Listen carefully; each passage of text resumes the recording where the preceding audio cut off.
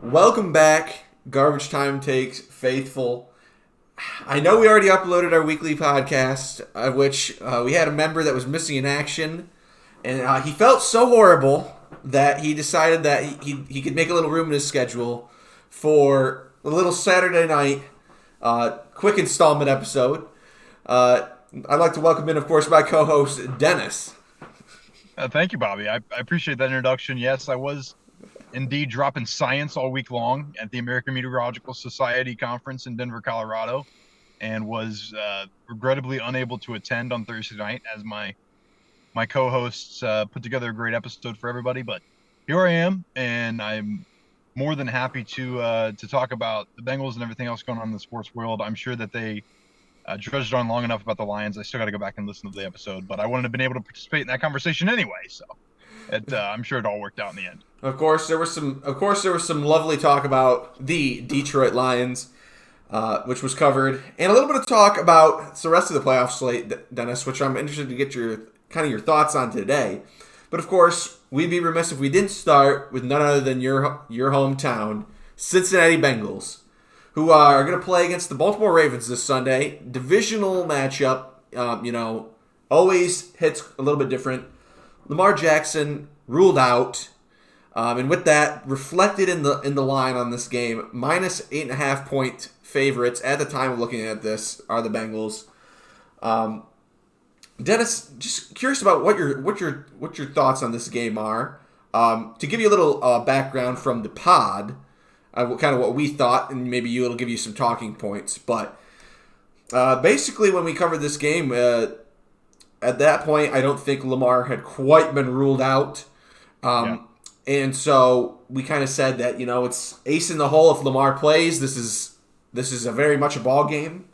If he doesn't play, then this is mop-up duty for the Cincinnati Bengals. Derek, I believe, used the phraseology, would be this loss, if it was a loss to the Baltimore Ravens tomorrow, would be worse than CMU beating the U of M Wolverines in basketball. Dennis, curious on your thoughts. Yeah, I mean, here's the thing. I appreciate the confidence in the sport. I think mop-up duty is a little far. Mm. This is still a team with a lot of talent, and Tyler Huntley has proven to be a capable quarterback in the NFL. He's certainly no Lamar Jackson, and now that we know that Lamar is out, I think the 8.5 spread is warranted. I think being what's fairly heavy favorites is warranted, but at the same time, this is the playoffs, and this is a divisional opponent, and I'm not ready to write it off just yet. I mean, and don't forget Tyler Huntley also questionable, I believe. Yeah. So if we see a situation in which Tyler Huntley does not go, then maybe I'm going to be able to go ahead and say mop-up duty like it was last week against Anthony Brown or something like that.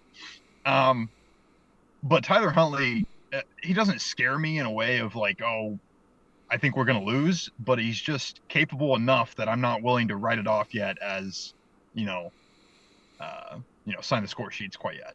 But I do think that at home on Sunday Night Football with a less than experienced and less talented quarterback at the helm for Baltimore, I got to feel good about that. I mean, as you should. And there was a little bit of talk, and I'm sure you'll want to listen to this part when you have a chance.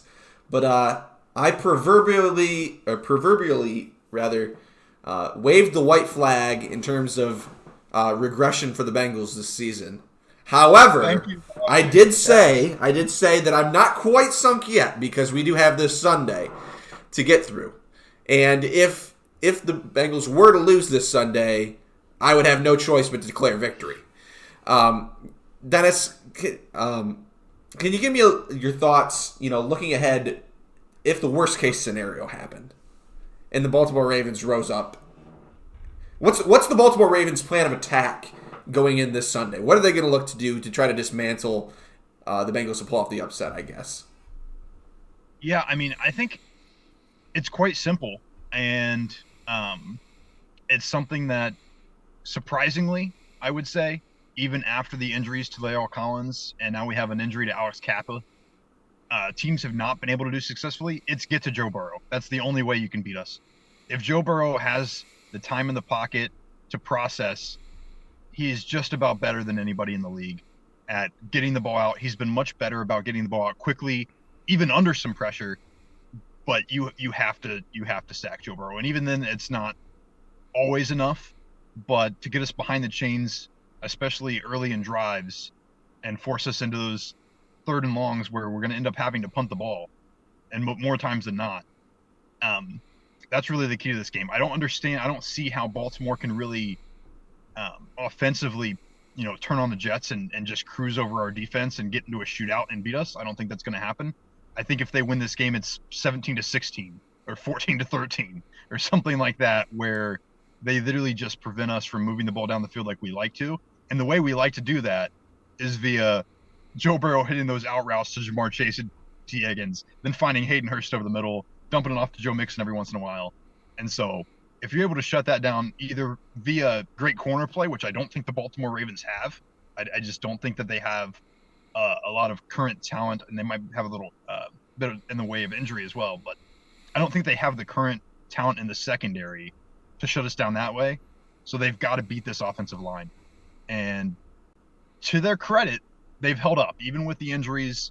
I know last week was kind of is everybody really trying kind of week, because it was Baltimore's best case scenario was they win and get a coin flip. How much were they really trying, especially with Huntley and Lamar out? But I felt very comfortable that entire game last week against the Baltimore Ravens. I never felt like it was in jeopardy. The offense stalled a bit in the second half, but I think it was a lot of play calling from Zach Taylor. That's not turn it over. That's not lose this game, because we're already up by 2.5 scores. And so with all that being said, I think they're going to have to bring some pressure, and I think that they're just going to have to outplay us in the trenches if they have any hope. Yeah, I would agree with you on that one. I think the Baltimore offense is going to have a tough time moving the football. It could be a scenario where, maybe your offense doesn't quite show up as much as you want to, but that defense, gets a scoop and score, something like that. That could be the difference. We've seen it before, right? Yep, we've seen it before. And the playoff defense, always seems to, hit a little different. At least in my experience watching playoff games, offenses come out a little rusty. Sometimes you have guys that are resting the week before, not quite in the same grind. But like you outlined, if Tyler Huntley plays, maybe there's a slim chance. If we don't even have Tyler Huntley out there for the Baltimore Ravens, then it's devastation at that point. Not that this would happen, but the second part of that question, Dennis, what would your thoughts be if Baltimore were to pull this off? Yeah, and it's a fair question. I mean, it is not something I presently like to think about. No, of course. Jumping the gun just a touch, but it's fair, and it's obviously on the table. You get to the playoffs. I already said it. Anything can happen. I mean, right now we're in the middle of, and I don't know exactly what's going on. Seattle is currently beating San Fran, and so who knows how that game turns out? And nobody would have expected that. So it's a real possibility, and I think that there would be some shock and disappointment, and it would take me a little bit to kind of process and think through. But I think at the end, it wouldn't be a questioning too much of this personnel. It wouldn't be a questioning too much of even Zach Taylor on my end. I think, unless he just does some boneheaded things that lose us the game, I think it would be more of, once you get to the playoffs, there's a lot of variance. And sure, does it take a good team to win the Super Bowl? You have to be a good team. But last year, people were still calling us a fluke when we made it to the Super Bowl. And so I think at the end, I would be able to kind of just chalk it up to a fluke loss on the other side. Like, we could have lost at any point in the playoffs last year. We had last-second field goals, miracle interceptions, and all sorts of things go our way. And so I think at the end of the day, I would be able to get to a point where I'd say, okay, it just didn't go our way this year. We're going to regroup. We're going to go to the draft with a slightly higher pick, bring in another impactful player who can help our franchise moving forward. But the theme of the last week or so that I keep hearing is the Bengals Super Bowl window is Joe Burrow's career. And I don't know how true that is. I love to believe it. It's a nice thing Didn't to he say say. that himself? I He didn't. did, yes. Yeah. That's been the thing that's been quoted heavily this week is because he came out and said that, and I got to agree with him at the end of the day. And so sure, it'd be heartbreaking to have to wait for another year, but there's still tons of hope in Cincinnati, and there's tons of reason to believe that this will be a franchise that's going to be hard to beat moving forward. Yeah, I would agree. I would agree with that. And since we're on the topic of Cincy and Baltimore, just wanted to get your quick take on the Lamar Jackson situation with the Ravens. I know it's the playoffs aren't even over yet and all that, but Lamar's going to be out for the entirety of the playoffs, even if the Ravens were to win tomorrow. Kind of way too early thoughts, but what do you see kind of going on down there? Man, that's a great question. I think that Lamar has certainly had his struggles with injury and illness and everything under the sun this man's gone through. So I feel bad for him in that respect. I really do. But at the same time, if you're Baltimore, you've built this whole scheme and this whole franchise around this skill set that Lamar Jackson possesses. And if you're going to move on, which they very well could, you have to do so with the understanding that you're probably not going to get another guy with that skill set, and you're going to have to overhaul this organization again. Which maybe that's a decision that they decide to go with, and they decide to go that route, and maybe they go into free agency and look for somebody. I know that there's obviously the contract negotiations are tense since he represents himself, and there's that whole thing going on. Yep. I don't see how they don't bring him back, though. I just don't. That's my take. If they don't bring him back, I'll be happy about it because I think that will be a step backwards for Baltimore. And as a loyal Bengals fan, I would love to see nothing more than an organization in the division take a step back. But I think they're going to get it done. I only ask because I'm an NFC North guy, as you know. Any thoughts on the rumblings of a potential Lamar Jackson for Justin Fields trade happening? Because I've been seeing some rumblings, some tweets about maybe bringing in a guy that's younger and similar to Lamar. Well, I mean, I haven't heard that before, but that would be an absolute fleece for the Baltimore Ravens. What would the Bears be doing? I mean, in my opinion, because at Baltimore, here you go, you get this organization who gets to trade away a guy who's had multiple injury concerns and is a little bit older, bring in perhaps a stronger, more durable version of him who's younger, and just keep trying to win. And the Bears, I think if you're the Bears, you got to stick with this guy who showed a lot of promise and not, trade him away, probably because I would imagine that deal would involve some sort of additional compensation from the Bears. And if that's the case, that just doesn't make any sense to me as from the Chicago perspective.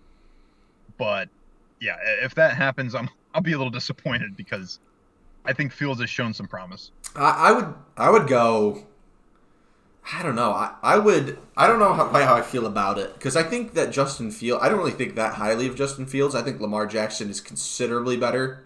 If Justin Fields, everything went right for Justin Fields, he would be Lamar Jackson, I think. So, because Lamar, people forget, won an MVP in this league, and has won a playoff game. Justin Fields has gone out there and. It's early in his career, but his passing ability has been suspect at best. But his running ability has looked good. It's been all they had. But I would be much more scared of the Chicago Bears rocking Lamar Jackson for years to come, I think, than I would be Justin Fields coming in, getting growing and becoming what he becomes. So I just thought it was an interesting scenario to talk through just because, both quarterbacks are kind of similar in nature, although I would think Lamar is quite a considerably better passer at this point than Justin Fields. Maybe Justin Fields turns into something, but the Ravens really haven't had much for wide receiver talent, so even if Fields went to Baltimore, who's he going to throw to with that? Like you said, it's kind of the same system all over again. So Well, yeah, it's an interesting question because I just sat here and said, if you don't bring back Lamar, you're going to have to overhaul because you're not going to find another guy like that. The guy that would be like that would be Justin Fields. So that's, I mean, one of a few, and so that it makes it a very and interesting plus question. you've got the number one pick. If you're the Bears, where how does Yes, thank that you, Lovey Smith. you know no kidding. I'm sure you guys touched on Yeah, that. I did. The Houston Texans were my loser of the week. Yeah, And but no, it just a very intriguing swap. As a Lions fan, do not want to see any sort of trade going down. I'll take my chance with Justin Fields. If I have to eat crow, I have to eat crow. But Lamar Jackson is Lamar well, Jackson. you know There's a reason that if Lamar Jackson's on the field tomorrow, there's serious concern that the Bengals are. It's not an 8.5 point spread if Lamar Jackson's on the field. It's probably Oh no, not 3 point spread if Lamar well, Jackson's well, on I the mean, field. he beat us the first time we played this season. I mean, it took a last second, not even miracle anymore because he does it so often, field goal from Justin Tucker. But um, but yeah, I mean, they won that first matchup. That changes the game completely, and I think to some extent I'm going to have to agree with you a little more than I maybe sounded like a few minutes ago because when he's on the field, he's a game changer and he's known, whereas Justin Fields is still in progress, I think. Yeah. Yep. And but what would we say, Bobby? The best ability, The best ability is availability, and that has not been something that you could say of Lamar as of late. Yeah, that's true. Justin Fields was a little tic-tac at the end of this year, I think, but how much of that I wonder was the Bears having a horrible record and not trying to take any chances, I guess. Sure. Yeah. But one last thing, before we kind of call this, quicker episode, should I say, quits. But I wanted to get your take on the other Saturday night game that's going to happen after we finish recording tonight. The Chargers versus the Jaguars, because Derek and I went back and forth on this one quite a bit. I think we ultimately kind of landed on the same conclusion, but it's a hairstring choice. Right now, the sportsbook have the Chargers as -2.5 favorites on the road in Duval County. Dennis, curious on your That's right. on your take on that game. Yeah, I'm interested. I'm curious to listen, and I'm sure you'll fill me in on where you guys landed on this game because I have a pretty set opinion. Mm-hmm. I do think it'll be close, and I think the 2.5 either way is fair. Like you said, hair strings. However, I'm fairly confident in debating some money line play on the Jacksonville Jaguars in this game, and the reason that I say that is because number one, sure they're at home. Number two, Brandon Staley was a freaking idiot and started all of his players last week, and Mike Williams got hurt, not playing today. That was not known at the time. That was not known at the time of the recording, but... Oh, that's true. That's true. So we now know that Mike Williams will not be in this contest in a couple hours here when it gets underway. Insert Joshua Palmer. I trust Doug Peterson more than I trust Brandon Staley at the end of the day, and that's the end of it. I also just really have a lot of faith in Trevor Lawrence as of late. I know he hasn't necessarily put up the numbers, but he's done what he's needed to do to win ball games. And Travis Etienne has looked good as well.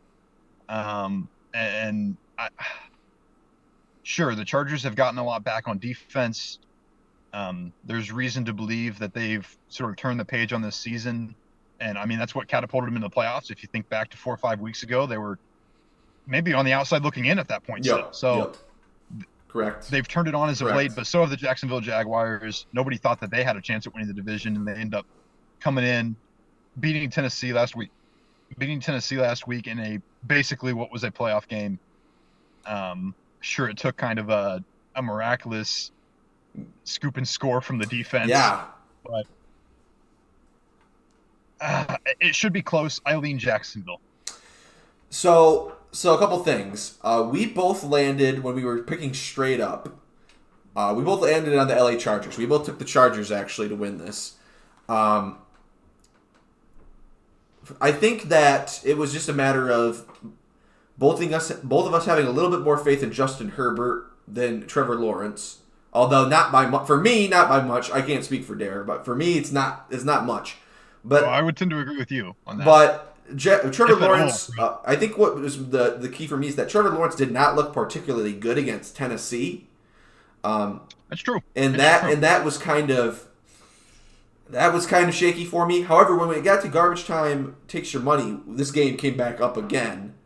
I think this is the game that we ultimately went with, and I did take the Jacksonville Jaguars plus 2.5. Derek went the other way, and it was for the reason that you outlined quite clearly, and that's Dougie P. I have way more faith in Doug Peterson than I do Brandon Staley. And as we kind of discussed, Brandon Staley is very well could be coaching for his job tonight against the Jaguars. But people forget Dougie P was in a Super Bowl not too long ago, winning a Super Bowl, and he's kind of turned the Jaguars team around from what looked like it was going to be kind of a lost season. Trevor Lawrence has looked better as of late, although not particularly great last week, and I still thought I had Mike Williams a couple days ago. But I'm gonna stick with the Chargers, but this is an avoid at all costs. I mean, I don't know who to trust more. Do I trust Justin Herbert? I think his ceiling is higher than Trevor Lawrence. I think he could potentially be more talented, but at this point, my long-standing insecurities with the Chargers and Justin Herbert, but you're right. I just don't trust him. That's what it comes down to. I just don't trust him. Not fully anyway. Not the coaching staff, not and everything kind of filters in from that. But the fact that they just have seemed to mismanage things every time throughout this whole season, that's going to screw you over in the playoffs. You're just not going to get through that doing that. Yeah. It's not going to work. I mean, it's just hard. It's hard for me. I mean, it's not that hard, but it's a little bit hard for me to see the Chargers not being able to, having Justin Herbert this long and not being able to get a playoff win. Yeah. And it's true. And the reason that I think that this is a close game, and the reason that I'm not just going to sit up here and say Jacksonville should handle this easily, is because I do think that the Chargers have a more talented roster. Yeah, I mean, and that's at the end of the day, they do. Yeah, and I was just about to get to that point. On paper, this defense should be way better than Jacksonville's defense. Of course, if they didn't have a litany of injuries, would be clearly better. But gosh, I'm riding with you in spirit on the spread, Dennis. I'm riding with you in spirit on the spread because I think Dougie P will make sure this is a close game. I just don't know if Trevor Lawrence will be able to go out there and execute. But I'm not sure if Justin Herbert will be able to execute. But that's why they play the game, Dennis. Right? That's why they play the game. That is exactly why they play the game. Absolutely, you hit the nail on the head with that one. Yes. It should be a good one, though. Any final thoughts or last playoff games going on this weekend that you wanted to give your 2 cents on before we sign off? Go Minnesota. I took the G-men. Derek took the Vikings. I took the G-men. I also want to say that I believe, and I could be corrected on this if you guys want to correct me, but I believe if you check the tape from last week, Derek asked us who should get into that final playoff spot, and I said Miami, baby. And I said Miami. Here we go. We're going to go up to Buffalo and probably get our butts kicked with no quarterback, but plus minus 13.5 for the Bills currently at the moment. Yeah, I mean, Derek, if you listen to it, I do apologize because the only reason that I believe you rode with me on that is so you could see Tua get exposed, and now that's not going to happen. So I'm sorry that you had to watch both the Miami Dolphins get into the playoffs and you don't get to see Tua get crushed by the Bills. Bobby, I am sorry about Mike Tomlin. I gotta wrap up with that. I do kind of blame the Bengals because they did cost us. I do too. Because if they would have just taken care of business in a game that they did everything in their power to lose. Clark Harris. It's all Clark Harris's fault. It would have been. Put it all on him. Would have been over, but at least I don't have to watch them in the playoffs. Because that would have been would have been gross and disgusting. That the AFC North would have had 3 teams in the playoffs. Yeah. Last thing on that though, ironic. I just think it's interesting this year that there's so many divisional matchups this weekend. I mean, we've got San Fran, Seattle going on right now. Baltimore and Cincinnati play, and Buffalo Bills, and Miami play as well. So that always changes the dynamic. Not only is we're talking, playoff game, we're talking divisional playoff game.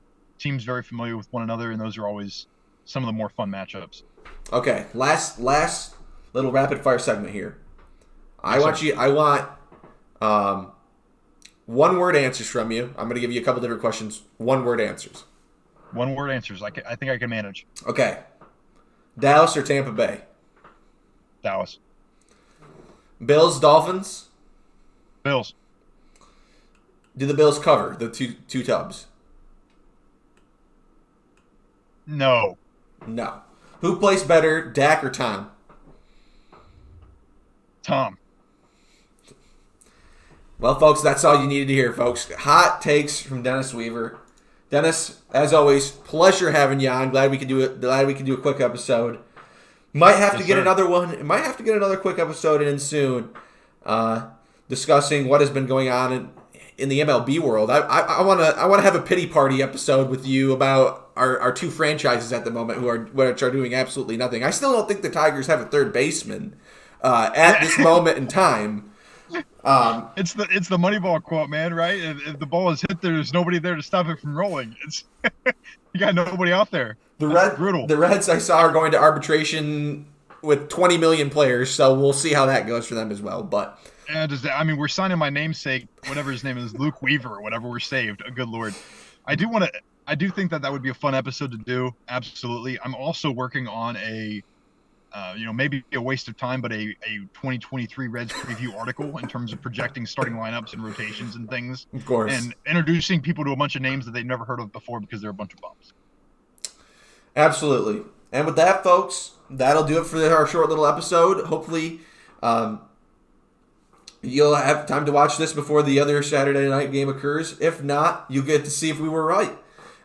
As usual, feel free to like, comment, subscribe. You can find our Instagram at Garbage Time Takes, our Twitter at Garb Time Takes, and of course, in the link in the description of this video, we'll have our website. Well, Dennis will be posting that Reds review article very, very soon. And with that, I'm Bobby. That's Dennis, and we're signing off, guys. Peace. Peace out.